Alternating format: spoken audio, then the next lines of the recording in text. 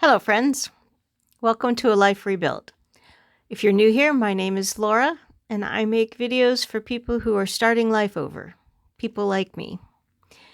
This is the third in a series of videos that I'm doing about foundational things that I need to do to start my life over.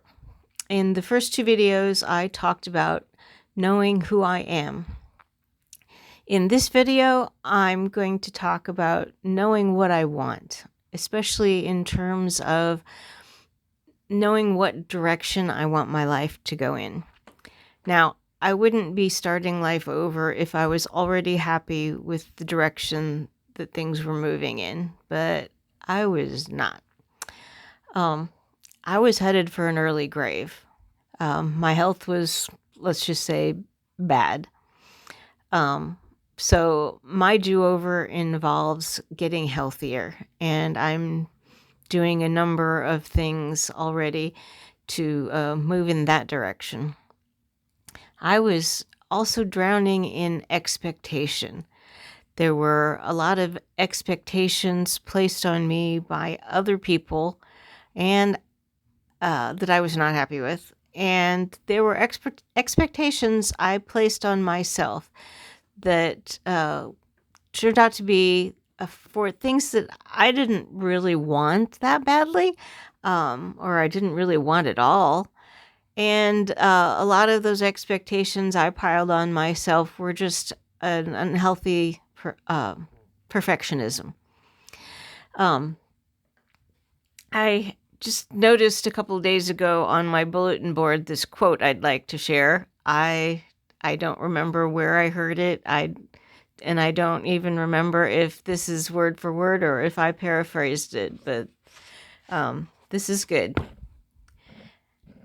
Expectations of you made without your consent or participation are not your responsibility. That's something that I'm aiming to live by these days. I was also struggling with relationships, and my do-over involves building healthier ones. In some cases, that's building a healthier relationship with people that I already have a relationship with.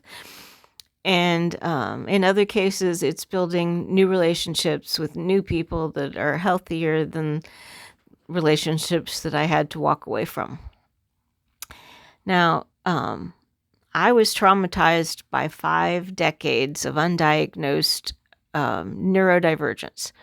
So my do-over also involves learning how to live well with my neurodivergence and to heal from lots of trauma. Discovering what I really want as far as direction in my life has been kind of similar to discovering what I really want from my home and the things in it, my stuff. I've been following Dana K. White's 5-step, no mess, progress and only progress decluttering method, and it's been life-changing. And she doesn't require us to decide how we feel about an object. Do we love it? That's not the criteria for keeping things. No emotional decisions in her method. No deciding what spark joy means. And once in a while, I'll see a thing sitting around in my house or a part of the house, and I realize that there's no reason to have that or no reason to have that this way. Let me see if I can come up with an example. Well, just this morning, I was doing some vacuuming and dusting, and I found a basket sitting on a bottom shelf where I keep knickknacks and special things in the living room. And that bottom shelf has kind of been a place where the cats like to sit. But there's this basket that was sitting there, and I realized that basket wasn't serving any purpose in my life. It was just one more thing that needed dusting, and it was getting in the way of the cats being comfortable laying there. Now, this particular basket was a gift from a very important person. It's from my college roommate who's now pastoring a church in Botswana, and this basket was handmade by craftsmen there. And when she came to visit back to the U.S., she gave it to me, and that relationship is special. But I never really had a use for the basket. It wasn't shaped in a particularly useful way. So I decided I'm going to try repurposing that basket as a place to keep my keys in the dining room.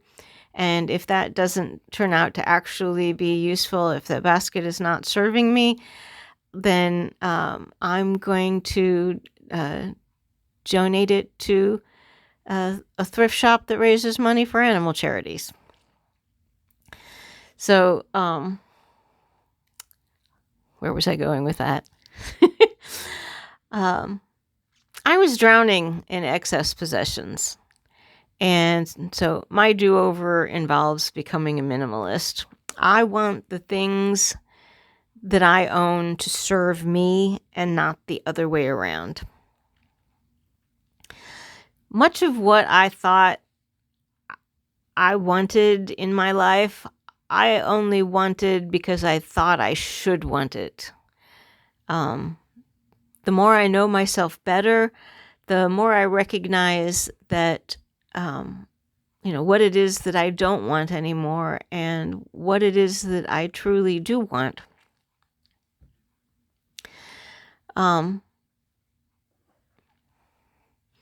So I'm working on those kind of changes, weeding out the things that I don't want that aren't serving me, and bringing in more of what does serve me, pursuing the things that I really do want.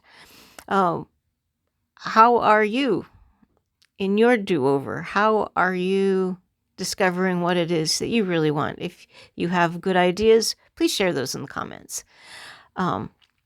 Here's a suggestion.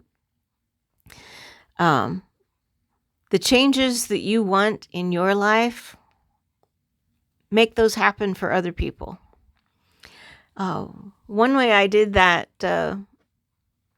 not recently, but before I actually started my life do-over, it would have been in early 2000s. I started being a blood donor. I knew that I needed to be healthier, and I believe in sowing and reaping. So I thought, well, how does a person sow good health? And then I realized that my grandfather had been given a few gallons of blood over all the times that he was in the hospital before he passed away. And I thought somebody in the family ought to do some giving back. And I thought that's one way I can sow good health. I don't have great health myself, but I can donate blood and I can sow good health for somebody else that needs it. And that's one of the things I'm most proud of in my life that I was able to do. Anyway, so if you can think of a way to help someone else with what they're headed for, if they're headed for the same thing you're headed for, maybe you can work on things together. Anyway, it really feels good to help someone else achieve the things that we want in our own lives. So, if you are starting life over, if you find these videos helpful, please subscribe, like this video. That helps me a lot. It helps it reach more people that it might help. And until the next video, be well, be at peace, love, and be loved.